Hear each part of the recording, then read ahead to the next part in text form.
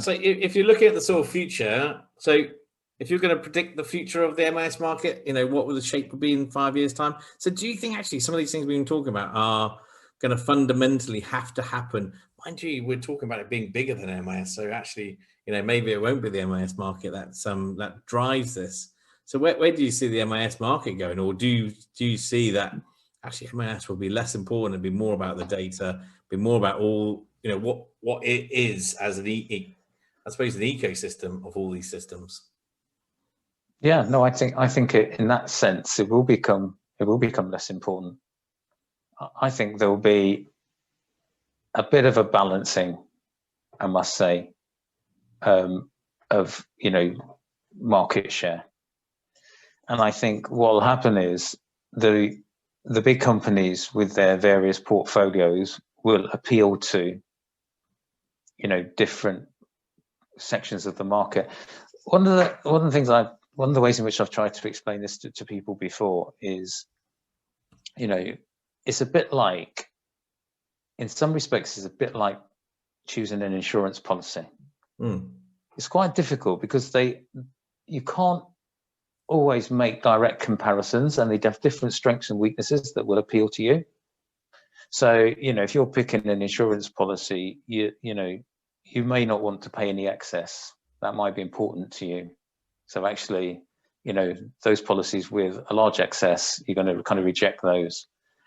Whatever factors are that are appealing to you are going to draw you to those policies. But what's really difficult to do, and I've been asked to do this in the past, and it's been really frustrating, is, put them side by side and try and make direct comparisons, whereas it's kind of not the point, I don't think. If you do that now with the MIS system, do they do attendance? Yeah, they all do attendance. What's the difference?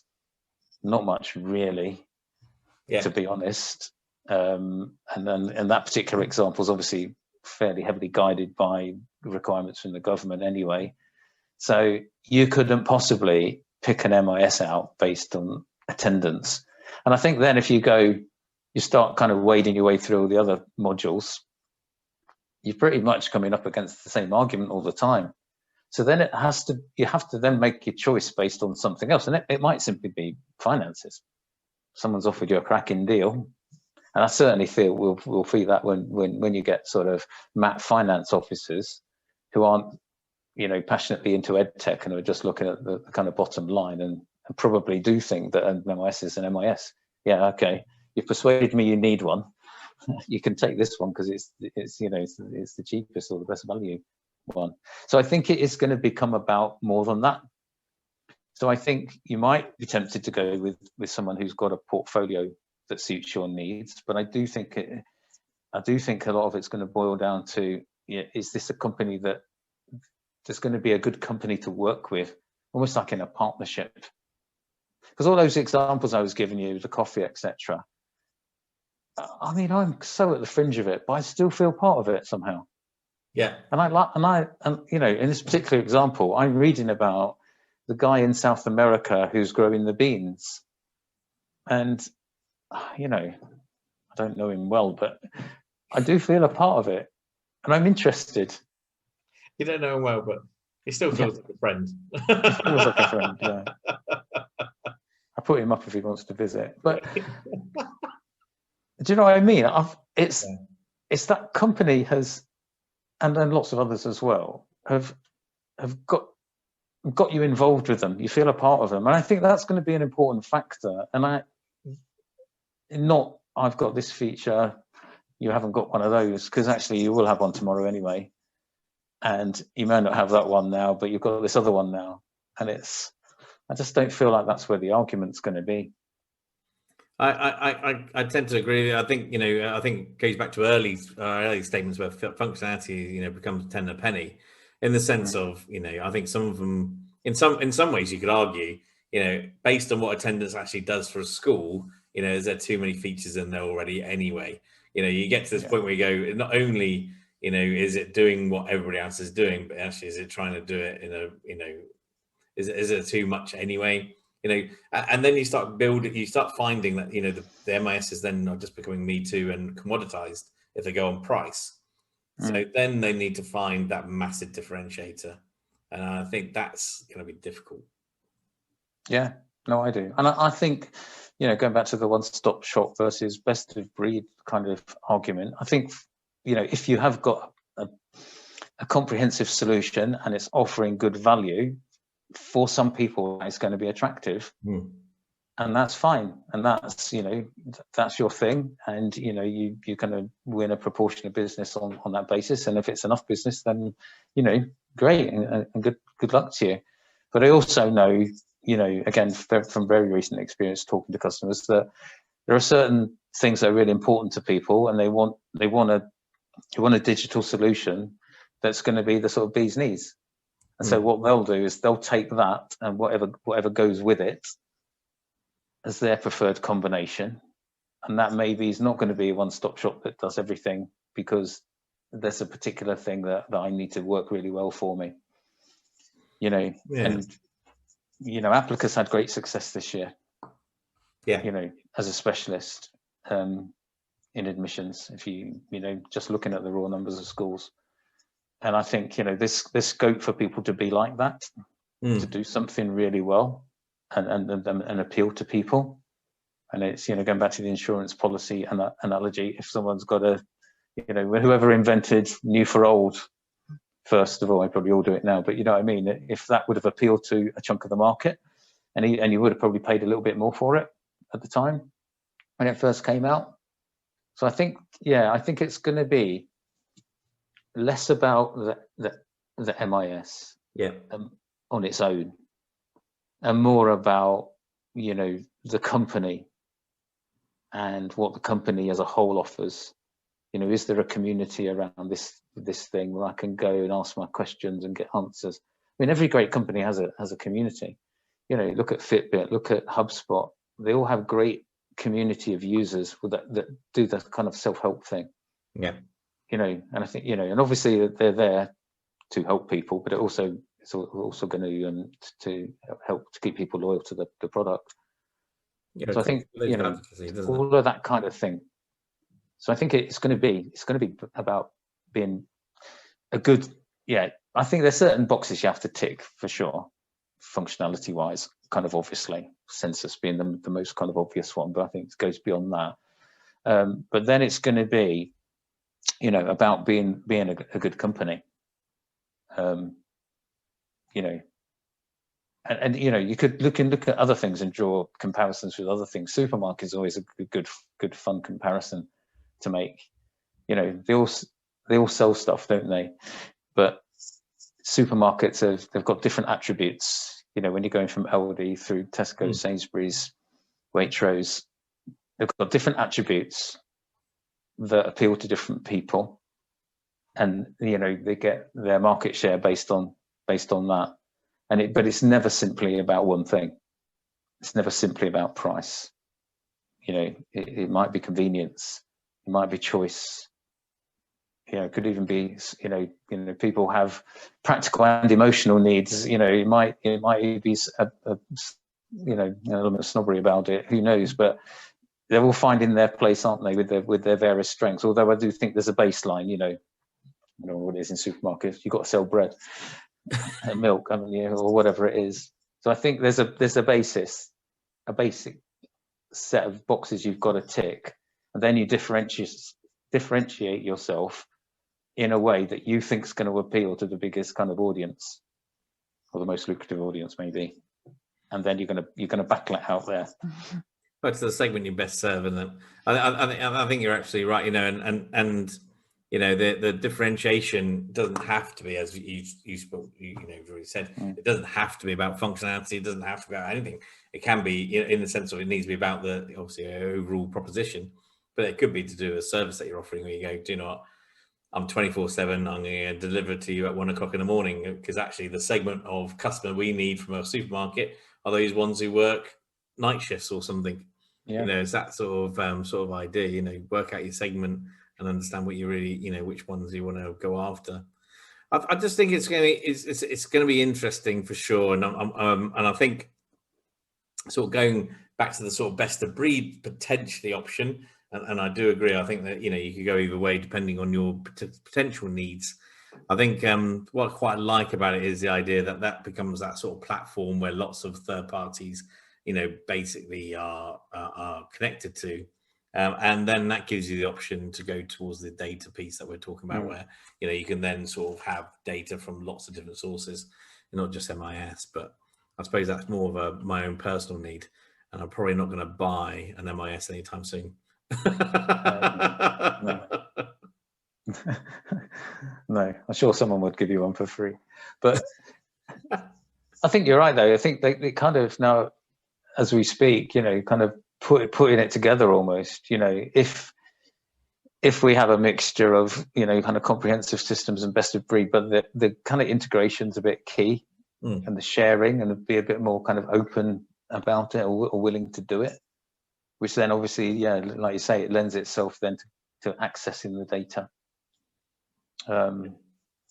But so I think there's kind of there's plenty to go at, because actually some people don't even I was talking to someone today earlier, they're doing a single sign-on to their systems, so they're forever signing in and out. So again, going back to the barriers, the good thing about having a platform is potentially if it's single sign-on and anyone can plug into it, then again, it's all about taking the pain. Take away the pain from the user to get to the outcome. I think, as you've already articulated. Yeah. But if there's one big, if you're obviously, and you do, the one thing, what's the one big piece of advice you give to any EdTech companies either entering or trying to grow in this market? Because you've now worked with a number of companies, like Applico, growing really, really well. What would be your advice? The one key thing, or maybe two things, I'll allow you to. Well, I've got a big thing at the moment, as I said, lucky enough to kind of either talk to or work with a range of companies. It's sort of customer success for me at the moment. And what I mean by that is a sort of a painless, swift onboarding, some benefit back to me really, really quickly, and then a very well crafted sort of route through the system in order to gradually use more and more of it. I mean, I think lots of the systems that we talk about actually, they're quite complex systems. In fact, they're large. There are lots of different parts to them. They often have lots of different modules. There's lots of features, lots of settings. Sometimes, they all have that in common, and I think it can be quite overwhelming for people. And I think crafting a very, very well designed kind of onboarding program. When I say onboarding, I kind of get, there's a concept now of sort of almost like continuous onboarding, but what they really mean is get up and started. It kind of bleeds into customer success. And you see people, again, just using household name kind of examples, people like HubSpot will do this because the companies actually have, talking of data and big data and in intelligence, the companies have the information. They know who's using what. They should have enough experience to have recommended routes through systems to onboard different parts at different times.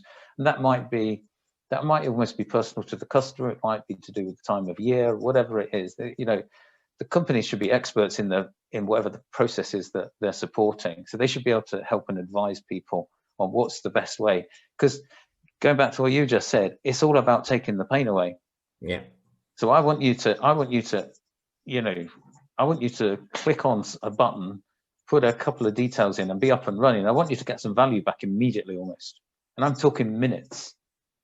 And however complicated the system is, it's just a question of breaking it down. I'm then going to guide you through the system. And hopefully there'll be some sort of genuine, and it's a bit of a cliche in our world, but be some genuine delighters in there where you will feel that the experience has been nice. And it kind of took me years almost to really understand and appreciate things like the difference between UX and UI, I used to kind of lump it together, if I'm honest, and think, yeah, that's something that's someone's job, isn't it, to do that?